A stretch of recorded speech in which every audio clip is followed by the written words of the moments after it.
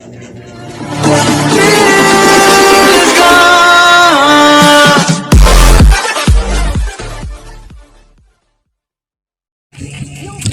ultimate act of magic is create something out of nothing. The scary magic tricks are who ones that generates the highest entertainment value, but sometimes many of it's believed to be real rather than just an illusion. The thing about magic is that science we don't understand yet.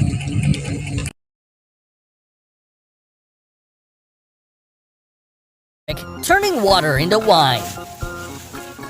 Going by the name, it might sound like an old classical trick, but Wolfgang Moser, the talented magician on Penn and Teller's famous show, gave his trick a very smart and refreshing twist.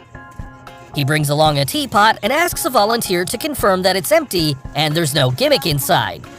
After allowing a lady to taste the water from the bottle he brought along, he pours it all inside that teapot. Ensuring the glasses don't involve any gimmick, the age-old magic happens. He turns the water into red wine. However, that wasn't all he did. He then turns the water into white wine and then into a chilling glass of beer. But wait, there's more magic left in that teapot. From a set of 3 books, he asks a volunteer to choose one and then pick a drink of his choice. The man picks an orange juice mocktail, which he then magically turns the water into. Finally, he turns the remaining water left in the pot into hot coffee, pours it all, and then brings out a lot of sugar from that empty pot. So, how did he do it? Does the teapot involve a gimmick? Well, before revealing what's inside, if you haven't subscribed to our channel yet, make sure to subscribe and hit the bell icon so that you get instant notifications of our new video uploads. Now, let's quickly get to the secret. Some of you think that there's got to be something inside that teapot, maybe some sort of inbuilt compartment which hides all the different liquids. But at the start, Wolfgang showed us all that there was no gimmick inside the pot, so this rules out that scenario. Then, where do all the liquids come from? Well, there are not 1, but 2 teapots involved in this trick. The first pot is a normal one, and there's one more pot which we'll look into later on. Now, the bottle plays a key role for the first teapot. There's a valve on the water bottle hidden by the DS label. So, when he pours the water, the top compartment has water. He carefully pours it, concealing and releasing the valve. So, she indeed tastes water. The rest of the liquid inside the bottle is actually a white wine base, and he uses this liquid at 3 different times. The first instance was when he turns water into red wine. Now, as you know, the liquid he pours into the pot is not water, but a wine base. Also, if you notice, the glass has some red-colored powder at its bottom, and that's how the liquid turns into red wine when he pours the base liquid into it. The next instance, when he turns water into white wine, he just had to pour the white wine base into the glass. That's it, we have the white wine. The third instance, when he turns water into beer, the glass has more coloring and a foaming agent to make it look like beer. Obviously, it is not beer, and no one ever tastes it. Finally, the first pot is empty, and at this moment, he clearly switches it with another pot while he picks up the plate. Now, this pot is the one that has built-in compartments inside it for the final part of the trick. The second pot has 3 chambers and a magical lid. The pour chamber at the bottom has the mocktail, followed by a small heater, followed by the coffee chamber at the top. The orange juice mocktail is a forced selection. The book has different drinks, but each book contains the orange mocktail page, which he somehow manipulates to always stop on that page.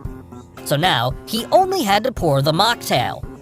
Then he switches the valve to coffee and turns on the heater. If you notice, when he performs the final coffee pour, it is not through the spout, but through the top, as the top chamber had coffee and isn't connected to a spout. Finally, to bring out the sugar, he first removes the top part of the pot which concealed the sugar. The lid has a shell where the sugar is stored, so he puts the lid back on, and when he takes it off again, he leaves the shell with the sugar, which creates this amazing illusion. The Buried Alive Escape Act. After successfully impressing the judges with his escape acts, Damian Aditya, the Indonesian illusionist, stepped up his game for this dangerous act. Wrapped in a chain locked behind his back and handcuffed, Damian laid down into a wooden box in a 10-foot deep hole, outdoors. A group of assistants then dumped sand into the hole as Damien had only 90 seconds to escape. Around 60 seconds into the act, the camera feed of the box was cut off, and his wife started screaming for someone to save him. Finally, when the time ran out, one of the assistants who was dumping sand removed his cap to reveal himself as Damien, thus stunning the judges and audience around. So, how did Damien escape this death-defying situation? Well, the judges clearly had no idea, but we have the secret, and here's how he did it. The first thing to know about this escape trick is that Damien was completely free the entire time. Yes, all the cuffs and chains used in this act were fake, and here's how he released the locks. The handcuffs were not real and they did not require a key to lock and unlock it, and he was free to go in and out of the cuffs without a key. Also, if you see, he didn't ask the judges to check the locks for its authenticity.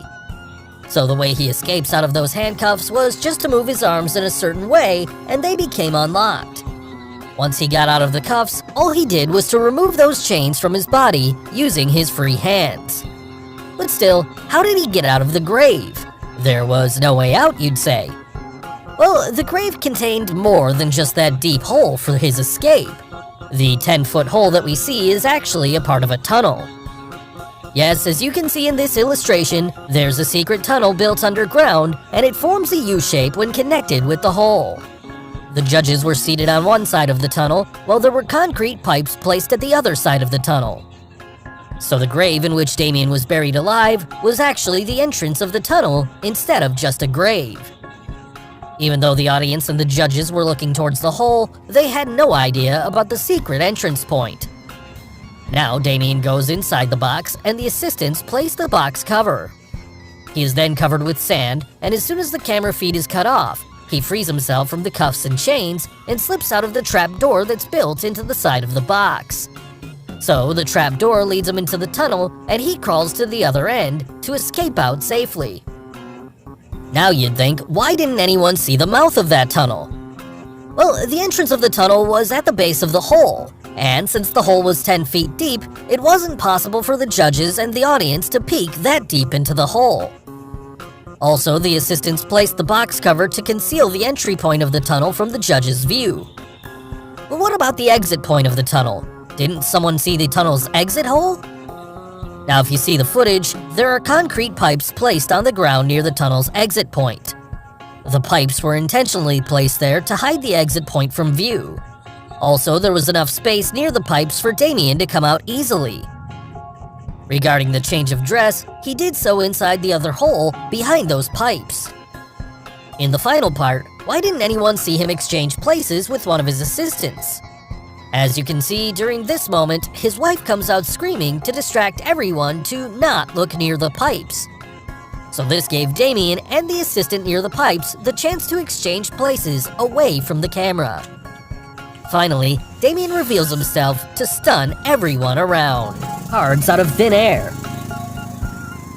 Now that we've seen how Smoothini pulls cards from his mouth, there's one amazing trick where he pulls cards out of thin air.